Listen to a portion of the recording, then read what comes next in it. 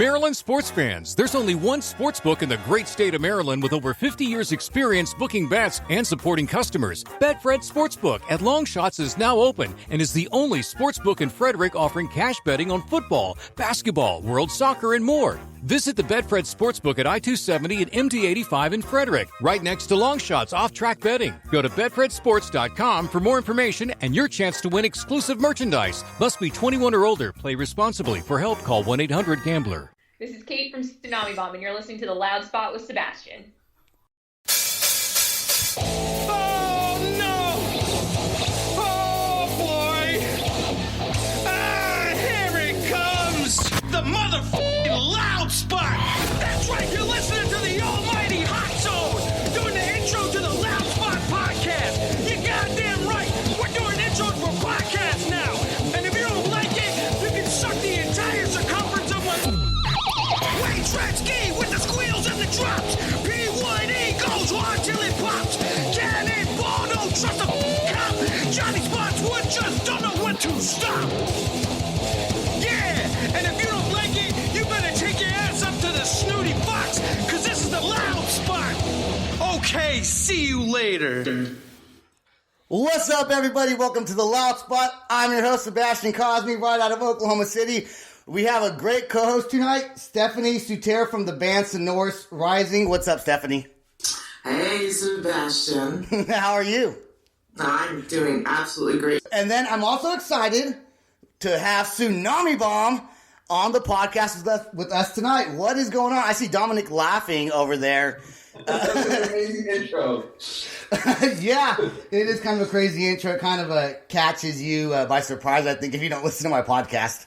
I was in it. I was with you. Was that you singing? No, that's a band called Hot Zone. They're from the East Coast. They made that for me. That's amazing. Yeah, that's pretty cool. Okay, I want to talk about your newest album that you guys came out with in 2019, The Spine That Binds. I said that right. I said, yeah. Yes. Okay, good. I thought I messed it up for a second in my head. So, why did you guys decide to go with another, like an album in 2019?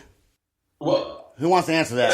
One of you guys have to answer that. that was actually the equivalent of all three of us looking at each other going, we just felt like it was the natural progression of when we initially came back together. We weren't exactly planning on doing more music. We were kind of paying tribute to what Tsunami Bomb was, because we released a early years collection that we called Trust No One, and Kate was amazing and stepped up to help us out to do those shows. I don't think she bargained on actually being in a full-on band when she said yes. And so but as we kept going, we found that despite the changes that we'd gone, member changes, it kept doing really well and it felt good. The band itself had really come together to be a great band again, and we felt it felt honest, and it felt like it felt like the best version of Tsunami Bomb that we've done. Like, it was just so much fun, and people were initially hesitant, but then started embracing it and kept embracing it, and we got so much support. And so it's just like, you can't really put a lot of us in a room and have us do music without eventually us starting to write music together. And one of the most exciting things for me personally was to be able to play with Gabe and Oubliette again, and then immediately start coming up with things. And then Kate was just all over it and really just open-minded, and like she would be really honest about what she thought of the music, and like really came from a very informed place with it, and started embracing it with her input. And then when Andy joined up with us, he had seen the band from its very beginning. He was at the very first show. He's an old friend. We played with his band so many times, and he's a spectacular musician, and he started contributing. And it wasn't the initial intention, but then when you brought everybody together, it just made sense, and we had more to say. And so that became The Spine That Binds. little bit of a hybrid. So Brian, who was the original guitarist for Tsunami Bomb in their early years, he had left prior to the Ultimate Escape, was a friend of mine. So we worked together and became friends. At the same time, yeah, I was a huge Tsunami Bomb fan in high school. I am a bit younger than these guys, so they get that grief from me periodically. But I was a huge fan growing up. So even when I met Brian, I didn't realize that when he talked about being in a band, he was talking about being in a Tsunami Bomb until this all kind of came to fruition. And he told me that, this was the band he was talking about. And when it came to the reunion, getting back together for the Vandals 20th anniversary show that Dom was mentioning for that collection that was put out, he was the one that was like, hey, can you do this? Do you think you could sing for a night? Which my response was not positive, I can tell you that much. And that's how I kind of got pulled into the whole thing. But no, I had never met the group before, and I mostly just fangirled a lot when I finally realized what was going on. All right, Andy, same question goes for you because you joined in 2017, right? Yeah, I think that's correct. It might have been, yeah, sounds about right. And were you a fan of Tsunami Bomb also before joining the band, or were you kind of just friends with them when they asked you? Friend is probably like a strong word. Yeah, I mean, I don't know. So like Dom had mentioned, I was actually at their first show ever when the band got together initially, and prior to Tsunami Bomb being a thing, because he was in a band that one of my old bands had played a few shows with back when I was in college, and so I just happened to be there. I don't know, I guess got elevated to a bigger degree, and then eventually we're living together, and he started up Tsunami Bomb again, and it was really exciting. I was super excited for him, and along the way, they ended up just needing somebody to fill in on guitar, and he just kind of eventually said, hey, like, do you want to do it? And I said, yeah, let's do it. So we went from there. And I guess, yeah, like to answer your question, definitely I was a huge fan. I was definitely supported the band, played shows with them over the years, and was always really excited to see the success that they got over the years. So that was it's really cool to be a part of it. I think what's really neat is you can go back and listen to some of the earlier songs that Tsunami Bomb came out with and some of the songs now, and there's really a smooth transition even though there's some new band members. I think it's the band kind of stayed true to their roots of who they are, but but you guys also have a more dynamic sound because you've grown as musicians as well, Yeah, and that was the intention of The Spine That Binds. We knew that it had been so long and we had obviously member changes, but we wanted to let people who had been fans all the way along hear this record and still feel the connections back to the older records. We wanted you to hear the Invasion from Within in it, the Ultimate Escape and the Definitive Act, and then be able to go, okay, I see the line of how this is going. Which means this next one, we're a little bit more free to do whatever we want because it's now, I feel, at least I can't speak for everyone, but at least for me, I feel a little bit more free moving forward because we've kind of paid our dues to our own fans of people's expectations going, is this going to sound like Tsunami Bomb? Am I going to still hear the band in this? And Tsunami Bomb has a distinctive sound. It's hard to explain, but it's easy to go, no, that's not it. But it blends a lot of different styles into its weird, gothy, dark, but happy but evil sound that it bounces around. It sounds great. I know that Stephanie has some questions for you guys, but before we ask those questions, Steph, I'm going to go ahead and play The Spine That Binds. We're going to rock it on the podcast, and we're going to come back and let you take over for a little bit, okay? Okay. All right, here we go.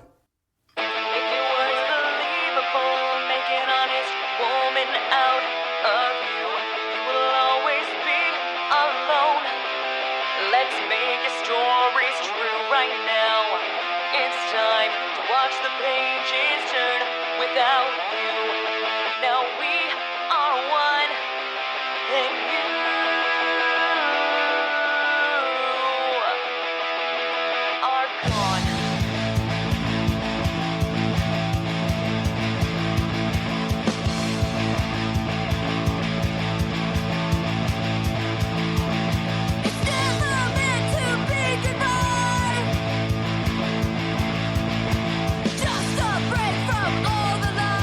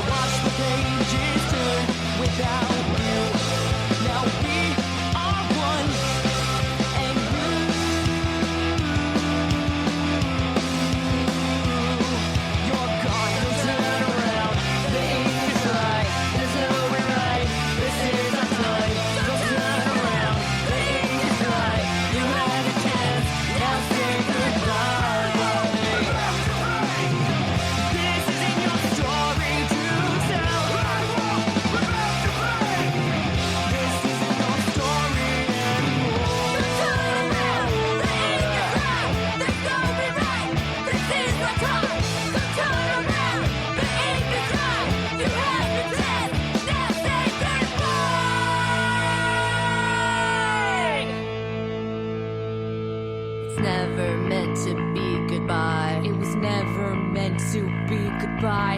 Just a break from all the lies. Just a break from all the lies.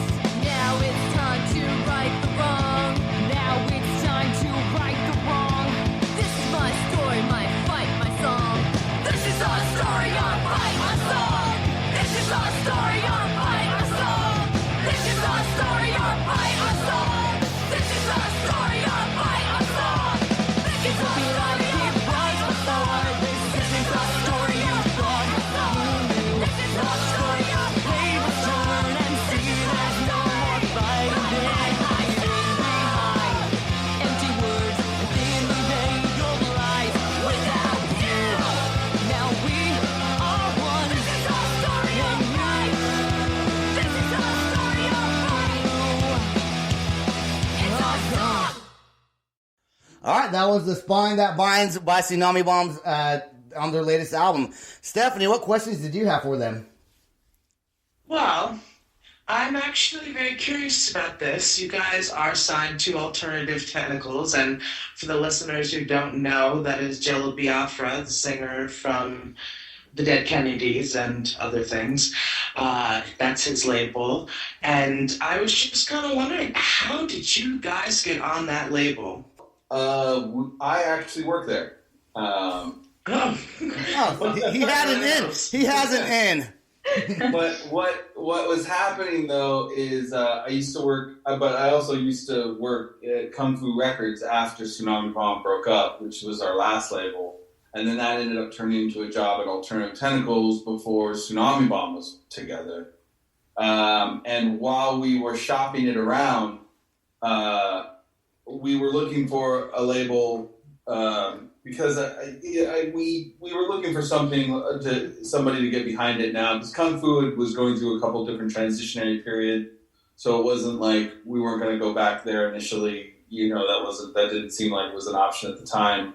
And so we were sending out to everybody. We're just like, and it's funny because Tsunami Bomb's always been a tough sell. Like labels, when people go like, "Well, you're on a record label, you guys get everything," I was like, "Fucker, they've turned us all down." Like every single label you can imagine, you name a punk rock label, it has said no to Tsunami Bomb, 100%. Really? All of them, especially back in the day, they were like, "Nah, not you guys." Were you super worried about shopping this, like when you were shopping this run around? Even because to me, you know, I grew up in the Bay Area, so I'm from your guys' world over there, okay? So to me, I always felt like, you know, Tsunami Bomb, because maybe it's because you guys are from there, but a staple kind of in the punk rock industry. So were you nervous shopping this new? Or when you guys started back the band, were you nervous about sending it that you might get a bunch of no's? Yeah, because it had been a long time, and we were changing things up a bit. And we were not sure how people were going to react to it. And Tsunami Bomb's a tough sell. Like, you sit there, like, people listen to us and go, "Oh, okay, this is Tsunami Bomb." But you, like, do we sound like a Fat Records band? No. Do we sound like something on Epitaph? No. Do we sound like something on, insert, we don't. At one point when we decided to do the album and we were going to go forward and look for a record deal, we all committed that we're going to do this. I was walking around Warped Tour 2016 because we got a couple dates on it. And I realized that still, like back in the day and then now, I was like, nobody sounds like us. Like, nobody does. No. And Jello's described, when we were talking about branding, I'm jumping over the question you asked, Stephanie. I promise I didn't forget it. But we were trying to come up with, like, the recommended if you like. Like, okay, pick up this record, the sticker on the front that says, sounds like this and this and that. Like, what was it going to say? And Jello Biafra was like, Tsunami Bomb doesn't sound like anyone else. Other people sound like Tsunami Bomb. That's right. Just the reality. Like, that's it. Like, that's how he sees it. Like, and I have to say, like, you can't quantify our sound even naming three other bands. We don't. It's such a mission. I'm very proud of that about this band, but it makes it really hard to find a home. People, you get labels who will look at it and go, I don't know how I fit this in with everything else I'm doing. Even AT, Alternative Tentacles, was like, I don't think the people who follow AT is going to like this. But fuck them, you have your own fans. But it's like, and so we were shopping demos, and this time around, I wasn't getting straight no's, I was getting silence. Keep in mind, at this point, I've been working in the music industry for a long time. Okay, so hold on. So, like, a straight no is no, but, like, a silent no is like a fuck no. Like, right? More like leaving the door open for someday. You know what I mean? Like, I don't know what I'm going to say here, so I'm not going to say no. Got it. I'm not saying yes. So let's see what happens. And Right. it's like, and just to reiterate this, like, some of these cases, these are friends of mine. Like, people I knew who worked at other labels who are like, hey, man, if you're not into this, no big deal, but we're looking to put out a new record. You want to hear some demos? Are you interested? And it's like crickets. That's while funny. that was happening, because I work with Jello Biafra, he was asking, he's like, one day, like, I guess he'd hear about it from other people at the label, and at one point he comes up to me and he goes, wait, so are you shopping demos? And I was like, yeah. And he's like, why don't you like Alternative Tentacles? And I was like, I like Alternative Tentacles a lot. He goes, well, why aren't you sending me the demo? I was like, because you're not going to like it. Oh, yeah. We're way too poppy for you. We don't sound like, we definitely don't sound, that was the point where I was like, we definitely don't sound like Alternative Tentacles. Like, that's not going to happen. Then he liked it, right? Huh? He wound up liking it, right? Well, that's the funny thing. I was like, you're not going to like poppy stuff. Like, this is poppy for you. You're not going to like it. And he goes, I don't mind poppy. I sang fucking Pansy Division. I don't care about poppy. Is your band boring? Is Tsunami Bomb boring? And I was like, no. And he's like, well, then send it to me. Send me the stupid demos. I was like, all right, you're not going to like it. And then like, the irony too is that I would like personally, like, I've been a huge fan of like stuff on Alternative Tentacles since high school, and I would say that the closest thing that we are to anything on the label is Dead Kennedys, from like back in the day. He would agree with you.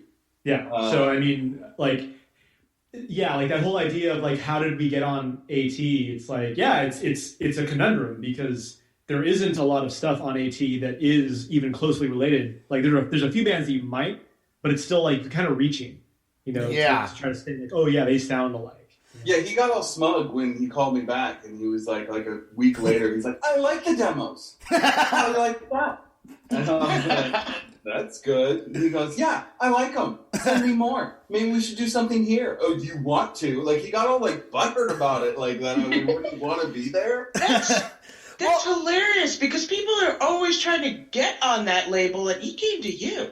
Yeah, it wasn't, like, That's amazing. I work there, and so it's easy for people to go, like, oh, so you work there, you got it in. And it's like, yeah, but everybody who works there, well, not everybody now, but almost everyone who works there has a band, and they're not on AT. Like, that doesn't get you on AT. But it was a situation where he heard we were shopping and got actually genuinely hurt that we didn't send the demos to him and we were considering Alternative Tentacles. Because in his mind, he's like, he does see a lot of equivalency with Dead Kennedys, and he sees, he recently also, we've been having a lot of conversation about songwriting going into this next album. And one of his things was that he sees Tsunami Bomb is able to do whatever the fuck Tsunami Bomb wants to. I don't even know if I'm supposed to swear, so I'm sorry. Yeah, no, you can say fuck all you want to. Fuck, doesn't matter. Fuck shit. No, but he said, like, he thinks that Tsunami Bomb can do whatever it wants. And, like, and he made the comparison to us to Queens of the Stone Age recently, where he's like, they can give anything, like, we don't sound like Queens of the Stone Age, but he's like, they can play whatever they want to their fans, and it's Queens of the Stone Age when they do it. So, and he goes, in Dead Kennedys, we would do hardcore, surf, old rock, we would do everything, and everybody sort of sums it up as like, wow, they're an original sounding crazy punk band. He goes, the best parts of Tsunami Bomb is that. So to him, he goes, I know that, he knows that a casual listener, not a casualist, like a longtime fan of Alternative Tentacles would look at Tsunami Bomb on AT and go, what? But he also says, like, Tsunami Bomb is one of the most unique punk bands right now in his mind, and I kind of agree. I can't think of anybody that we're not part of any scene anywhere. We're friends with lots of kinds of bands. Like, we play with anybody. But he says, like, that uniqueness deserves a home at Alternative Tentacles. And to him, it fits in that regard. Yeah. Though he has called us, he has described us as Pat Benatar Goes Goth, fronted by TSOL. That's a great compliment. I know. I was like, I buy that record. He goes, I didn't mean it as a compliment. And I was like, I still buy that record. Right? I think that would be enticing. If somebody told me that album was happening, I was like, I'm buying that record.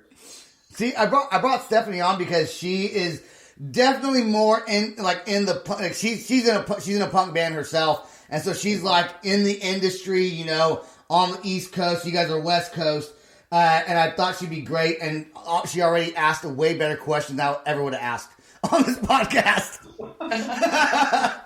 So good job, Stephanie. I do want to ask what month, because I never fucking researched it. What month did the album come out, The Spine That Binds?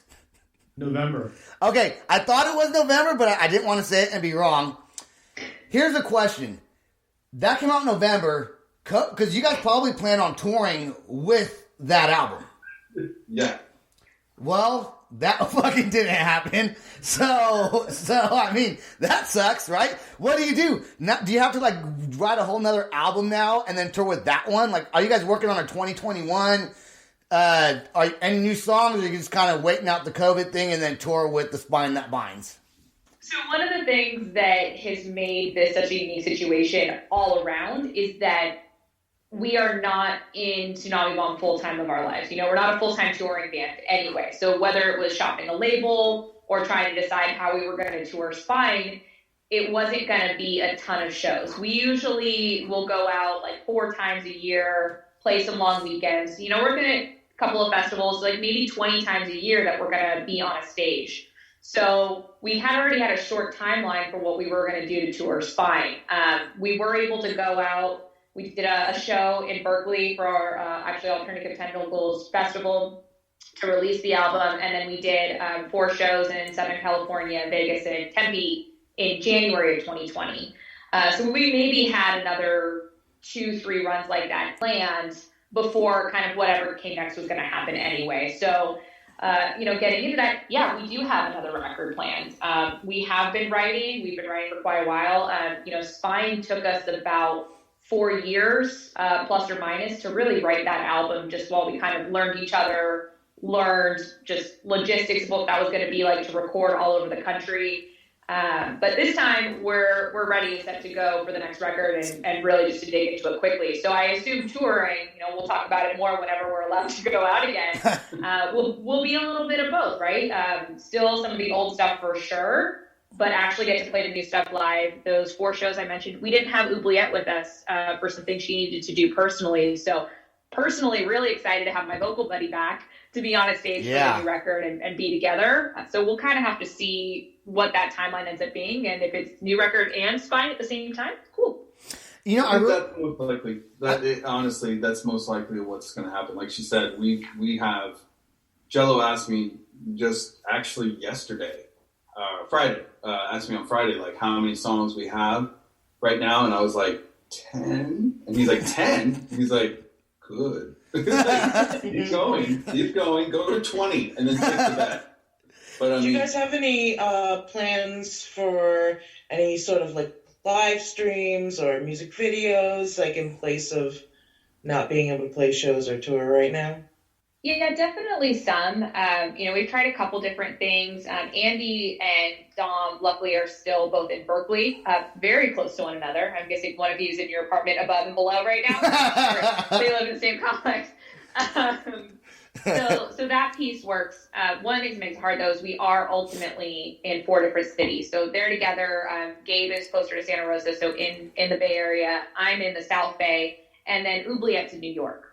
So while we definitely want to do some streaming, you know, we just start getting into coordinating that many people and trying to coordinate that much audio is a little bit more finicky. But what I can say is Oubliette and I are working on a couple of things right now that won't be entirely live, but that we can kind of pre-record and coordinate to try to get that out to have something.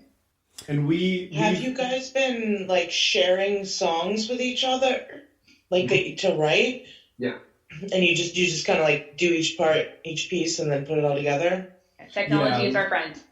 Yeah, we shop a lot of stuff just amongst each other, and like if I have an idea and I throw it out to everyone, or if Dom brings an idea to the table, I mean that's generally where the building blocks start from. Not always, but usually, and then when we are able to get together again in a capacity where more of us are in the same place, we'll be able to flesh them out, like to be what they ultimately will become. Because it's tough when you don't have that chance to really vibe off of each other. The last time we were all in the same room was January, and by all that didn't even mean oubliette, but that was the four of us getting out of a tour van sick after a week of touring. So the last time all five of us were together was last November. So a year ago. Yeah. Yeah.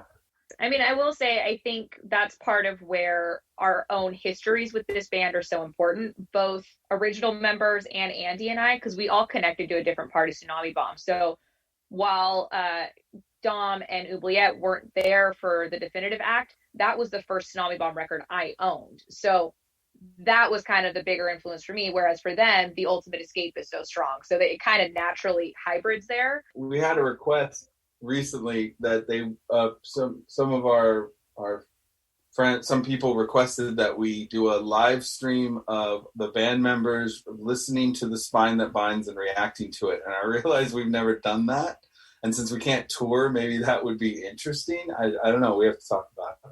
It made me think of it when you played our song and I had to awkwardly listen to it, so that's like,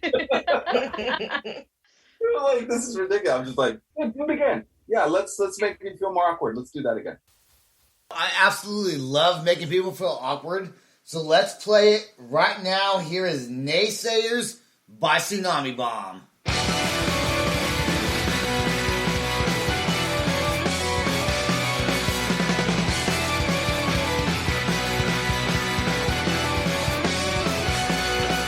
I'm so sick of hearing what I should be doing, how I should be living, which traits are redeeming.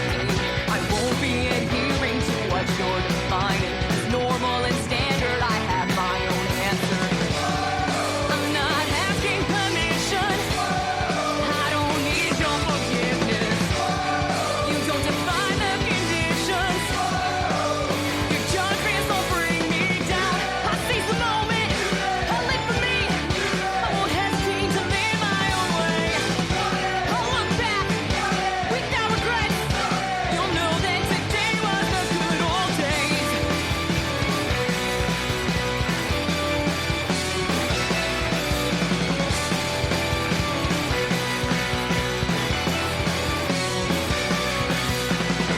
Is it so wrong to create my own vision, to not get wrapped up in your contradiction, to choose my adventures, to get past the fiction? Monotony is draining and I'm through with waiting. I'm not asking permission. I don't need your forgiveness. You don't define the conditions. Judgment will bring me down. Do you not see that it's an addiction to live your life only for admiration? I seize the moment. I live for me. I won't hesitate to live my own way. I won't wait for tomorrow. I'm gonna live for today. Don't rely on the future. Today's the good old days. I won't wait for tomorrow. I'm gonna live for today. Don't rely on the future. Today's the good old days. I won't wait for tomorrow. I'm gonna live for today. Don't rely on the future. Today's the good old days. I won't wait for tomorrow. I'm gonna live for today. Don't rely on the future. Today's the good old days. All right, that was Naysayers. What were you saying about that, Dom, when the song was playing? Say that again. All the songs. Okay, so I've written a lot of Tsunami Bomb songs, or and co-written a lot of Tsunami Bomb songs. But on this album, the main of all those songs that I've written and co-written in this band, this was the one where I was congratulated by some people more than once, where somebody was like, "This is a really great song. You really captured the classic Tsunami Bomb sound in this song." And I was like, Kate and Andy wrote it. I just played bass. That wasn't me at all, other than lucky enough to play with them. So it was and it was funny, of all the songs to have participated in, that was one where people had actually come to me and been like, "This is classic Tsunami Bomb." And I was like, "It's totally the new ones." That's They're not so interesting. new anymore, but I mean, that's the thing. It just shows how amazingly talented they are. The organ really adds something to it too. I love that sound. I don't know which type of organ she uses. Korg. But actually, Korg. Okay. Well, I think it was on her core. Yeah. Yeah, I think the sound is like a traditional I think it's like a B3 or a Hammond, but I think the brand of synth she uses is a Korg. Yeah. What? I'm with you. That was one of those things that just cuts in and you feel it. Yeah, no, it's totally changes the sound. Well, I mean, yeah, there's a few bands in the last 20 years or so that have really used that kind of instrument very heavily. The one that comes to mind is Murder City Devils. For a long time they had that keyboard as a huge part of their entirety, and it sets them apart in a lot of ways, because if you take that out, they're still a great band, and they're just this rock and roll monolith, but man, that keyboard sound just really sets them apart from everyone else. And I think that's one of the cool things about Tsunami Bomb as well, is that we utilize that heavily, and it really does set us apart from other bands. I guess Sonoris Rising has a keyboard in their band also, so that's why she picked up on that. Yeah, we never use organ though. We just stick to strictly piano, but it makes everything sound different, because you usually have your drums, bass, guitar, and that's the classic setup. But when you start adding other instruments in it, it definitely changes the feel a lot. I say, what do you call those? What do you call those little things that do that? Accordions? Accordions? Yeah, you guys need to add an accordion to the band. That'd be so cool. I really want to get Vinny to get a keytar. That's what I'm pushing. That would be for. Awesome. It's just something have it on her back and then swing it around so that she can get onto the stage and just kind of jam out for a minute, or play on both, switch from keyboards to her guitar. And just maybe play her piano backwards. I don't know. I wish I was video recording this so you could see my arm movements right now. Everyone can see what I'm trying to do. I wasn't exactly sure what you were doing. Yeah, you had a confused look. Hey, okay, I do want to ask you about Vans Warped Tour, because you've done a lot of Vans Warped Tours. Which one would you say is your favorite Warped Tour that you've done? And you guys have played different countries and all over. What's between Vans Warped Tour and different countries you guys played at, whether it's Japan, all over Europe, America? What would you say the one that stands out in your head the most? For me, it's kind of a toss-up between the 2003 Warped Tour, where we were on it for the whole tour. So that was just a crazy experience. If you had ever wondered what it would be like to run away and join the circus, that's what it felt like. It felt like I had run away and I joined the circus, and this was my life now, and it was ridiculous, and I was there for months, and from start to finish, the whole thing, and it was an amazing time. And then we came back, and I was promptly, everybody didn't want to play with me anymore. So it ended badly, but it was a great time up until then. And it would be a toss-up between that experience, that whole summer, and honestly, the one we just did, the very last Warped Tour that we all performed, the farewell festival they did in San Jose, in Mountain View at the Shoreline Amphitheater. we performed on it, and it was just such a whirlwind of a weekend. And to have been included as part of it, to say farewell to the Warped Tour brand, and like to be able to see so many old friends, and then the crowd reaction was fantastic. And it was so funny because we started playing, and it was like, wow, it was so nice and cool, and it was awesome. And then the sun dipped right out from behind the shade as it was going down, and lit up the stage like an oven. And even in pictures, you can see photos early on in the set where we're like all like just going for it, and then afterwards where we look like in pain, and that's what it was like so hot. But I was like, oh yeah, this is Warped Tour. Like, we're all wearing black, and we just hit with the sun. How long? So how long are your usual sets when you do a Warped Tour? Like an hour, 30 minutes, 45 minutes? We like to call ourselves the Grateful Dead of punk rock. We go for a good, solid 5-hour jam session, you know. You just keep it going. Kate, what was it like for you? Was this like the first bigger band you've ever been in?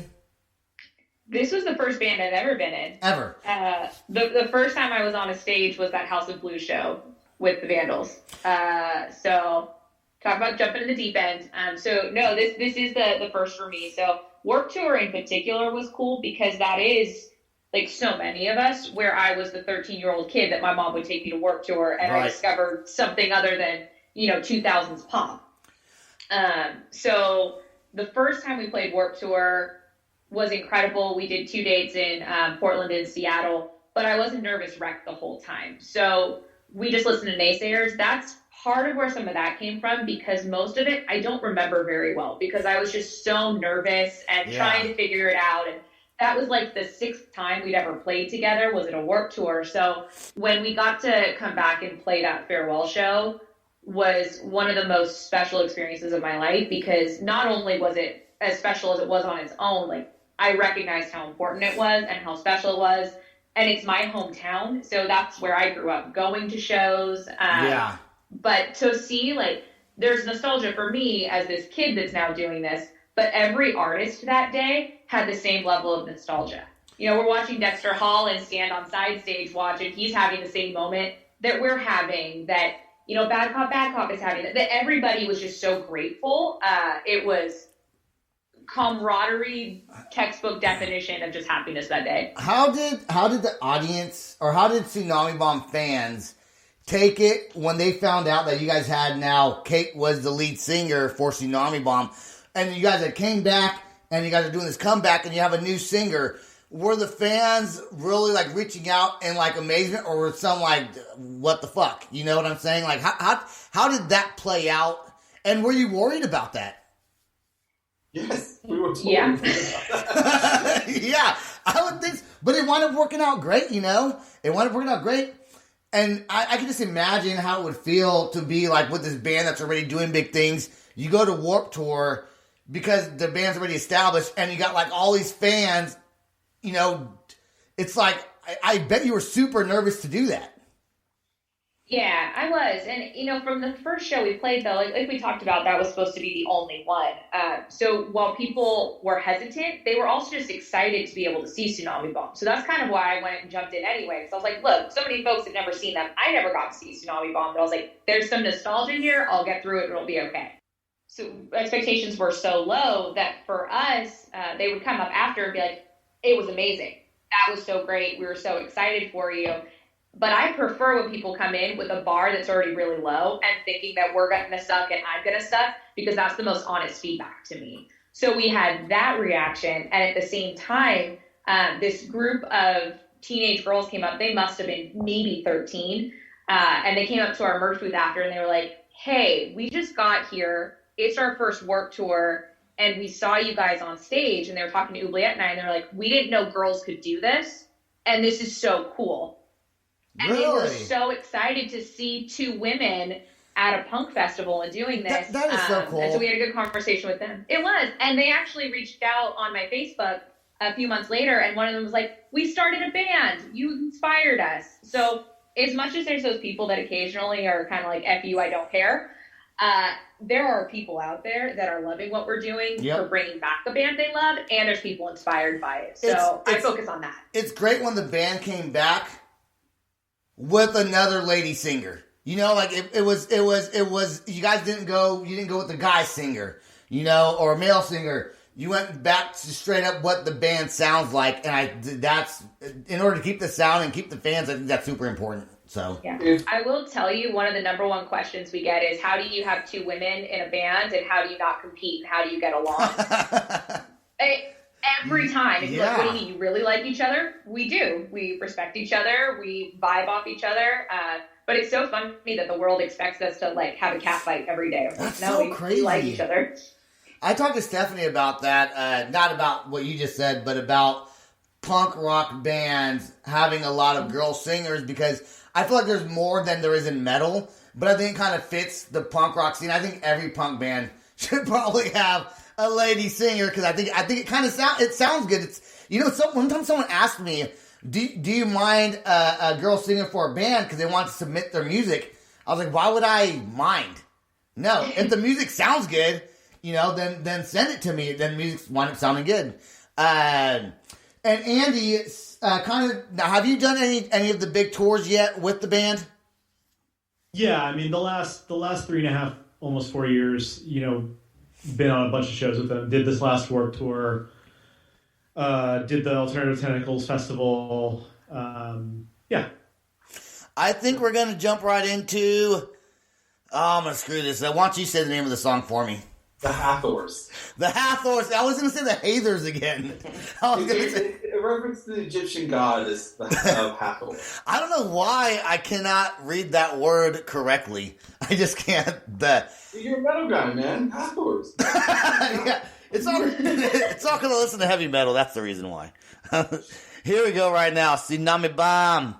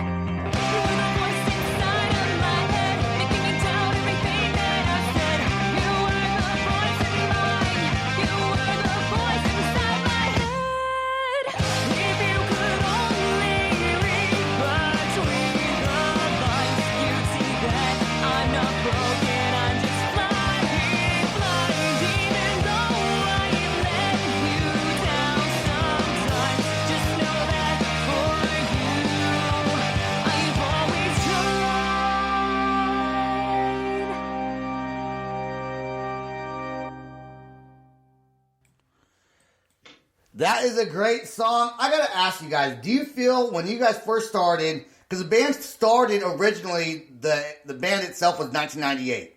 Now we're in 2020.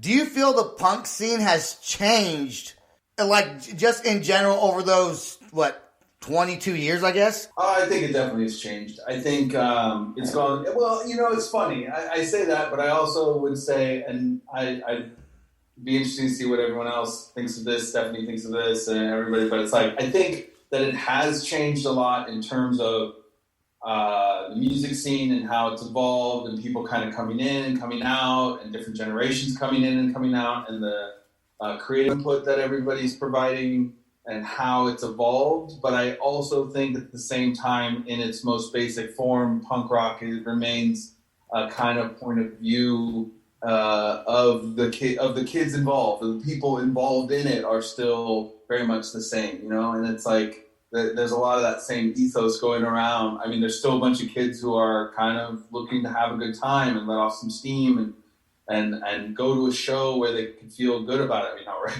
now, none of us can do that, but they exist, and they've always existed. Like Kate had mentioned earlier, one of the things that kept us going the most wasn't even the fact of old fans embracing us. It was that there were these new people who had never even heard of Tsunami Bomb and don't know of us of any way other than how we are now.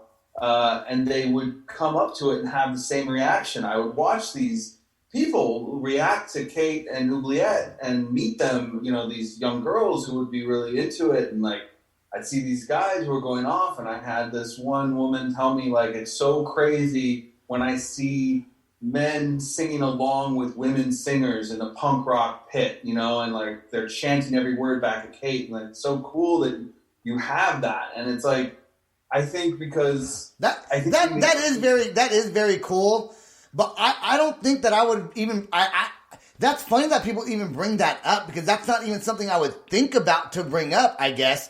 But I guess people do see that and notice that, and that's a very interesting take. I would never have even thought that. So yeah.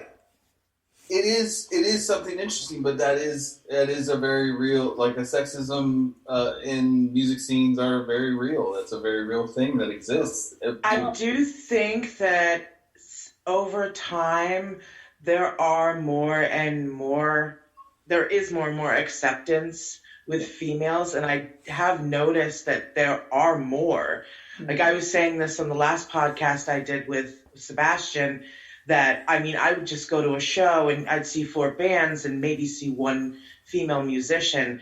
And now I'm seeing more like 4 or 5 mixed in with those bands. It's one of the reasons why I wanted to do what I'm doing, because there are a lot less female punk singers than there are males.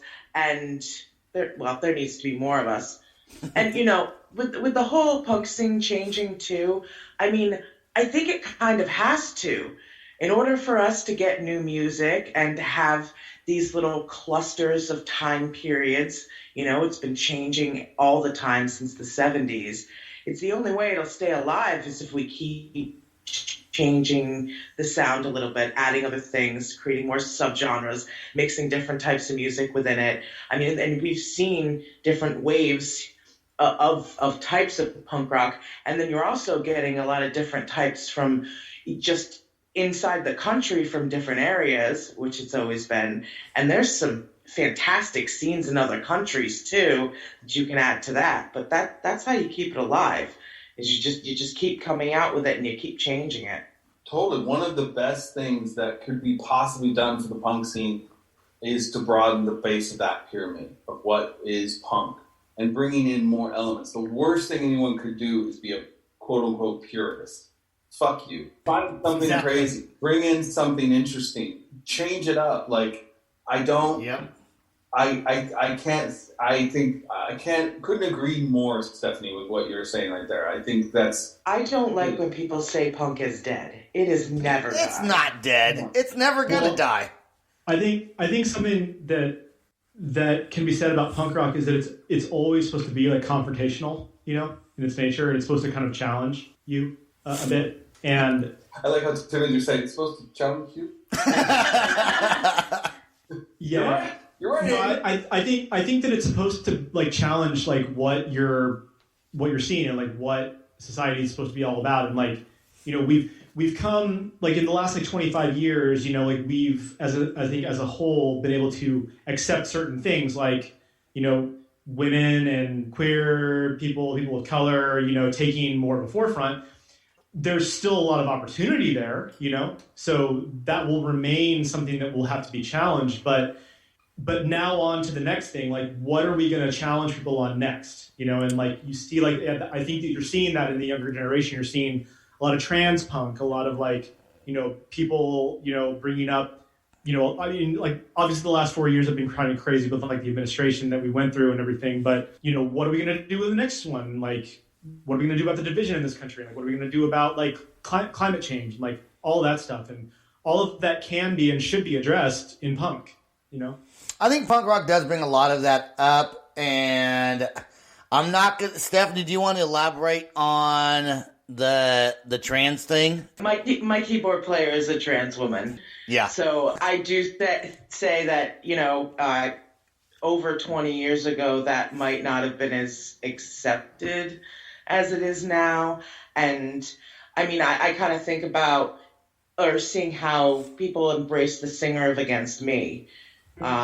You know, you had, I would think that a few decades ago that a lot more people would have turned on that band, but you know, their following is still going just as strong. And there's a few, what's that, completely trans band, Gloss, I think they're called. Yeah, I mean, that's absolutely fantastic. They're like totally in your face. I love them. Man, shit just got deep on the podcast. Shit just got deep. Buckle up, Sebastian. I know, fuck, man. But I thought, real quick, I do think that was important that Andy did bring that up, and it was important that he brought it up, especially with Stephanie on the podcast, to be able to kind of elaborate on that a little bit. And I found that it was kind of interesting to be able to do that on this episode. So, cool conversation. Shit got a little deep there for a second. So we're going to go ahead and we're going to play another song. The last song we're going to play is Sinkhole by Tsunami Bomb. And then we're going to pretty much end the podcast. I want you guys to give out some shout outs. And I think I have one more little question. And let's play Sinkhole right now.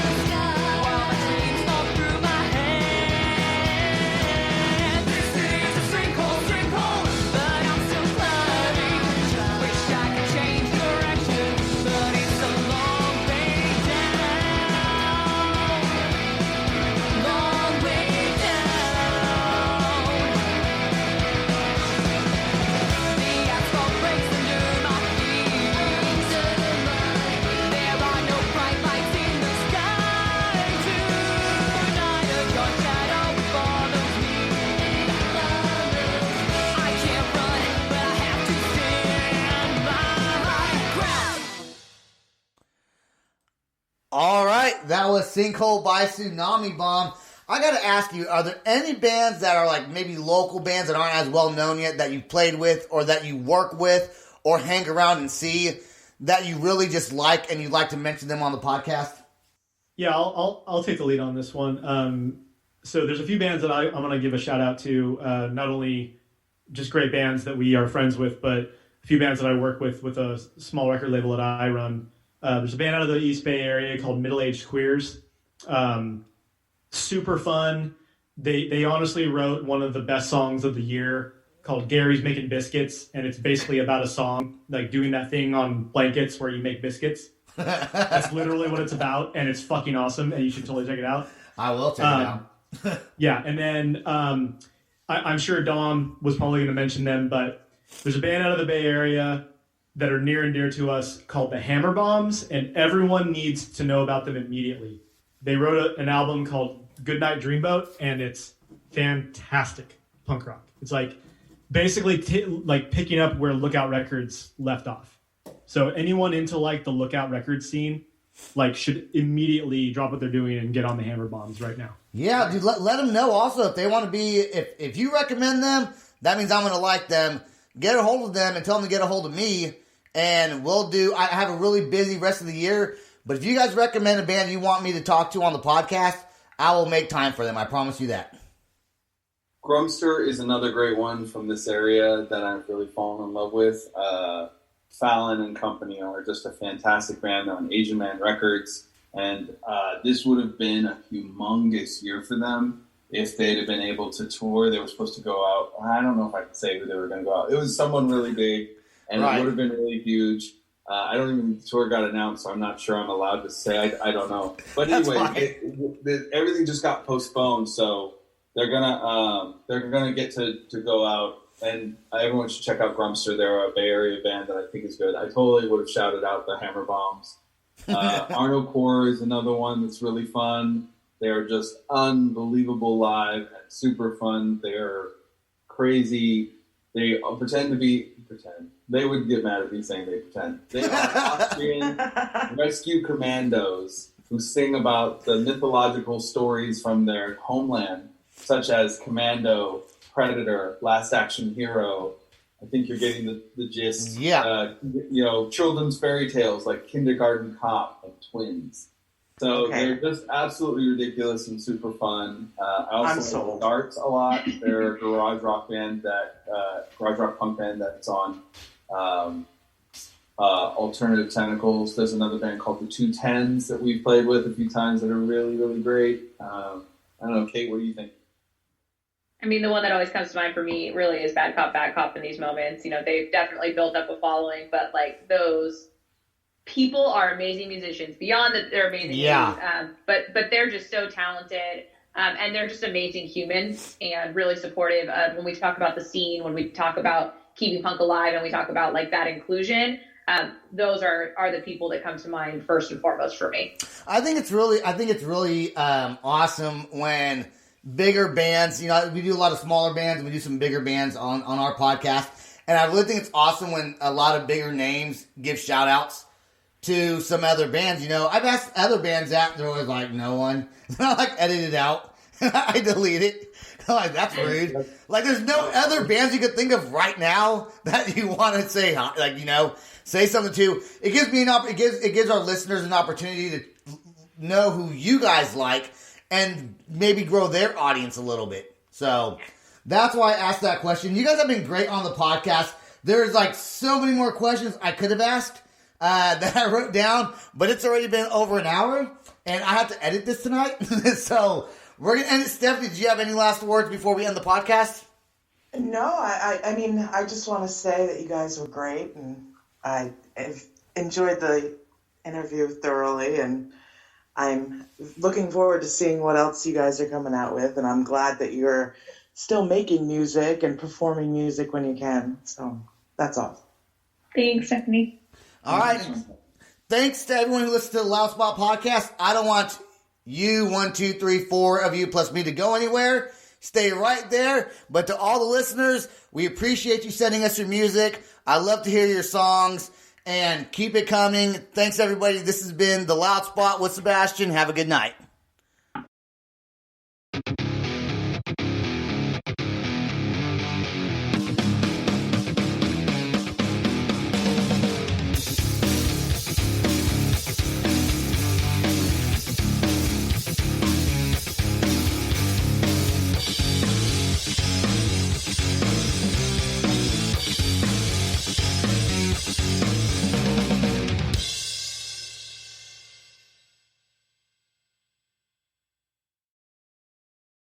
Maryland sports fans, there's only one sportsbook in the great state of Maryland with over 50 years experience booking bets and supporting customers. Betfred Sportsbook at Longshots is now open and is the only sportsbook in Frederick offering cash betting on football, basketball, world soccer, and more. Visit the Betfred Sportsbook at I-270 and MD-85 in Frederick, right next to Longshots off-track betting. Go to betfredsports.com for more information and your chance to win exclusive merchandise. Must be 21 or older. Play responsibly. For help, call 1-800-GAMBLER.